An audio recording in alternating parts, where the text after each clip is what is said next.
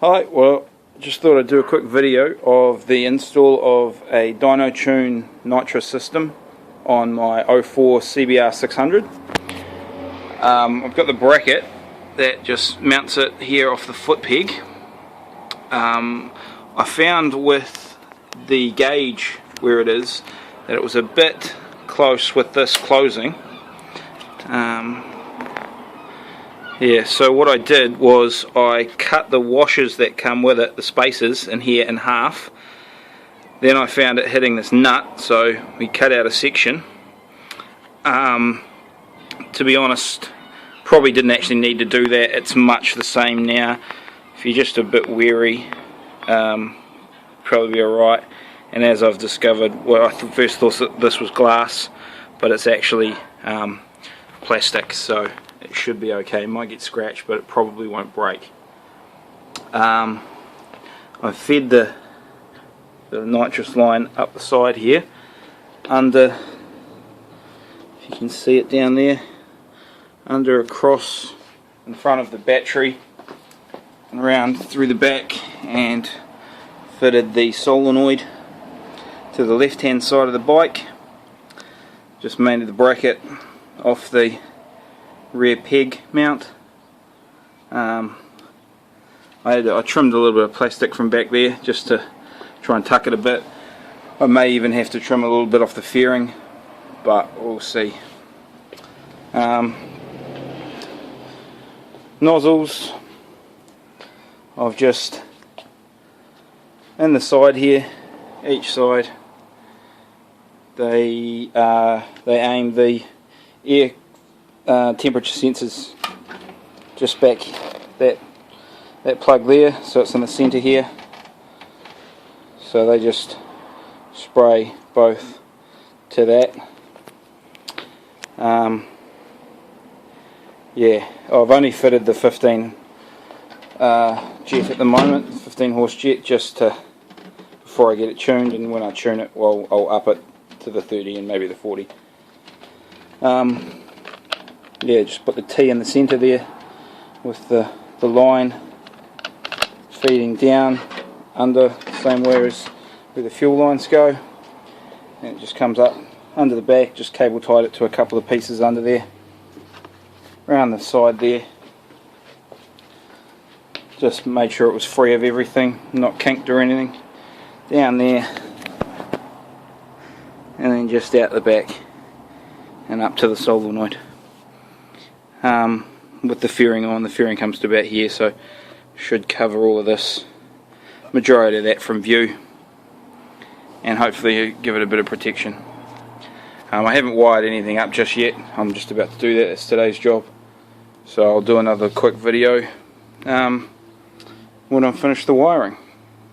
So solenoid there on the left hand side of the bike doesn't have a polarity. Fed the two wires underneath, in front of the battery, underneath the tank. I've fitted my switch into the little toolbox just so I can hide it away, because here in New Zealand it's actually illegal to have it on the street, so I'll have that tucked away so I can tell them that it's not activated. There's a diagram that comes with it. Obviously they all hook up in here. You unplug these two off the horn, you make a couple of new cables that go from the horn back to the switch, and then you make up some short cables that go from the two horn plugs, and they also go to the switch, and kick off in the center there. That's all labelled in the diagrams as to which goes where. I'll put a photo up of that. I can't actually remember off the top of my head right now, but it all seems to have worked quite well so far. Hold on a sec. If with it off, the horn works, and then when I click it on, you can hear the solenoid kicking on and off. So that's it. Now all I've got to do is fill the bottle and get it tuned. Right, so I've finished the install. Pretty happy with how it turned out. We have the bottle just sitting there quite nicely. Yeah, as I said earlier, I didn't think that I needed to do that trim, but as it turns out, if I hadn't done that, see that fits in there pretty much perfectly. If I hadn't done that, I would have probably had to trim the fairing here a little bit. But this kind of naturally actually just finds itself sitting with a bit of a gap there now, so it actually worked out quite nicely. With the solenoid, I had to trim a section out, as you can see just here. Just it was sitting a touch high, obviously. Probably do with filing it just a little bit on the top, but it fits nicely in there. And even though I've got adjustable rear sets that sit about 1.5 inches further back and 1 inch higher, my heel was still, you know, plenty of space. The only one other thing I've got at the moment is that I put it in the lockbox here, but it won't. I thought it was going to flex out enough, even though at the moment I'm missing my belly pan and my left side fairing. They tore off on a track day and I haven't got around to replacing them yet. I thought this would pull out far enough, but it doesn't quite.